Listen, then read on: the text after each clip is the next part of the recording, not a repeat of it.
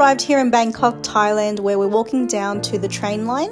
It is around 11 o'clock at night and we did arrive with no cash on hand, but they did manage to use our bank cards just to tap on and off. But when we got further down and had to switch train lines, we weren't able to use that option anymore. They said their system wasn't working, so we just had to end up going downstairs and ordering a Grab taxi to our hotel.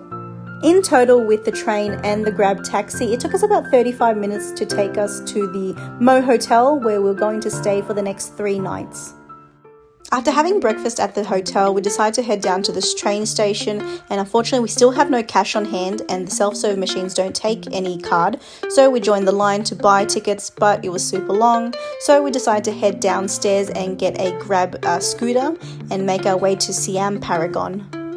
From the train station to Siam Paragon, it took about 6 minutes on a scooter ride to get here. We were told on level 1 that there is a money exchange place. Here at P&P Jewelry, you will need your photo of your passport or your passport to get your money exchanged. From Siam Paragon, we decided to take a bus to make our way to the Grand Palace. We took bus route number 1, which was about a 15-minute drive down to the Palace Corner. When we arrived here, we decided to get a pair of the famous Thai elephant pants, as you do need to be dressed appropriately to enter the palace.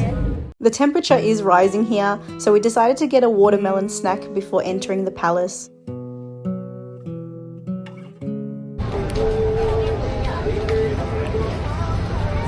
After a watermelon snack, I decided to slip into my elephant pants and head towards the palace entrance.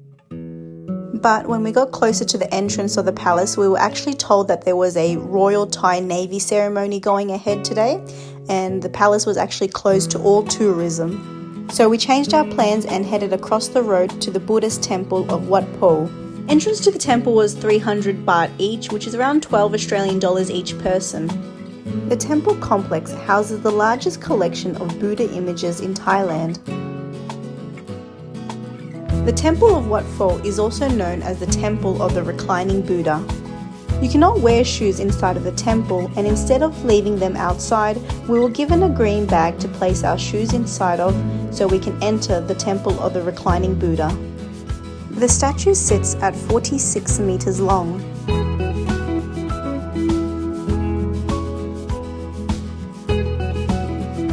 Did I forget to mention that it is super hot here, so don't forget to always be carrying water and take breaks while on your tours. Don't miss your chance to admire the beautiful artwork that lies on the feet of the reclining Buddha.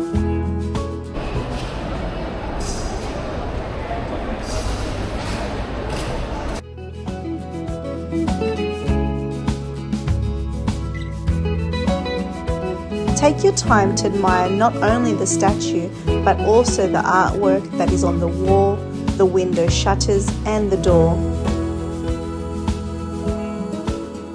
Once outside, we put our shoes back on and walked around the rest of the temple to see the sights and statues.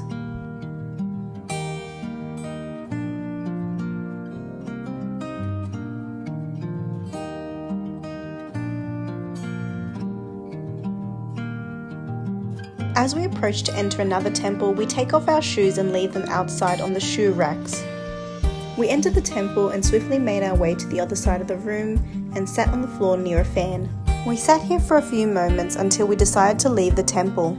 We made our way outside of the main gates and headed towards the water for the ferry terminal.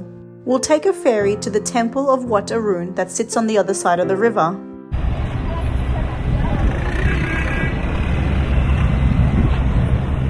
The fare cost 5 baht, which is equivalent to 20 cents Australian each person.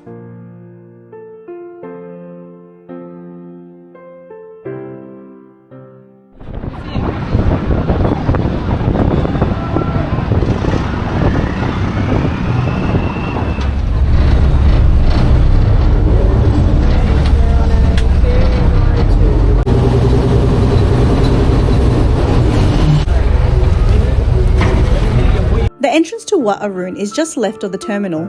Entrance fee is 200 baht each, which is equivalent to 8 Australian dollars each.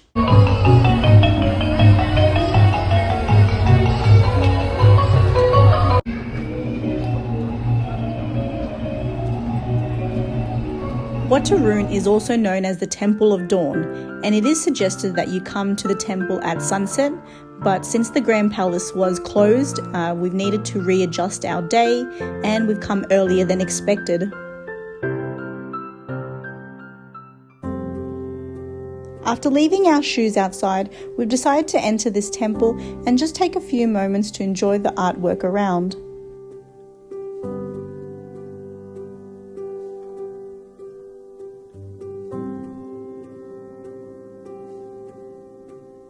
As we make our way to the other side of the temple, we actually found out that we arrived here in Thailand during the Songkran festival.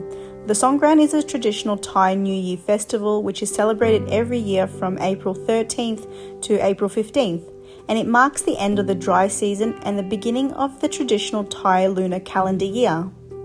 Songkran is known for its water festival, where people splash water on each other as a symbol of washing away the past year's misfortunes and sins and welcoming the new year with a fresh start.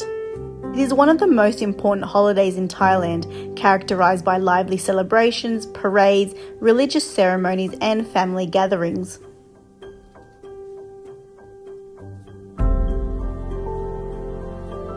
Wat Arun is one of the most spectacular and renowned iconic landmarks, but before we explore it, we better reapply some sunscreen.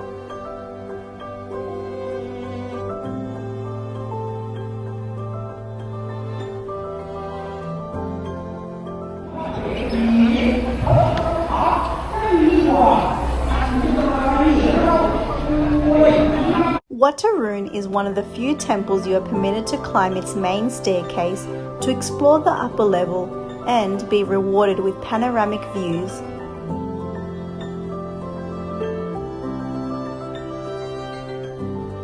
After visiting Wat Arun, we exit through the same gates, join the queue and purchase another ferry ticket to return to the opposite side of the river.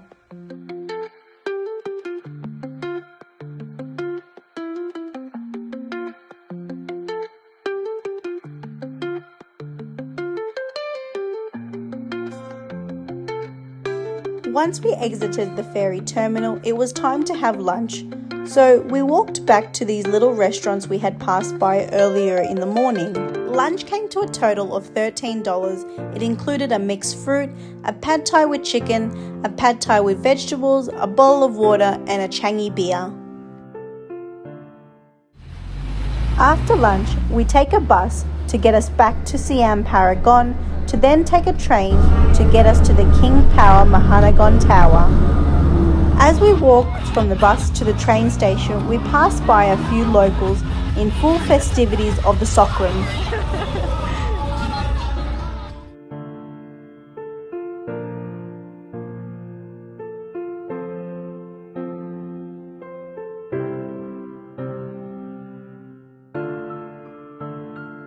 We made it here to the Power Mahanakhon Tower, where there's also an event being held for the Songkran.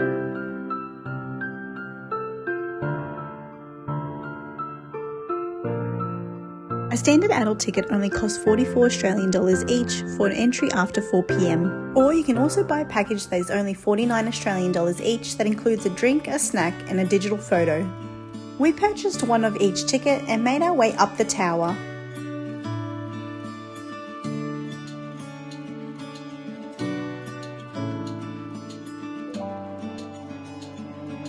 We stayed downstairs in the indoor levels and watched the sunset go down.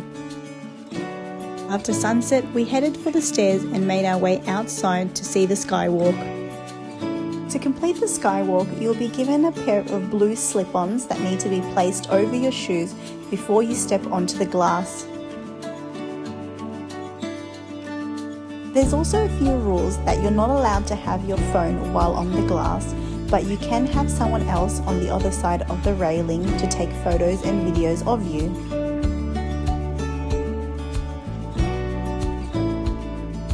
I'm very scared of heights, so it did take me a few tries to even put my feet on the glass there, but once I did, I was able to walk around and even sit on the glass, but it did take me a while just to do it.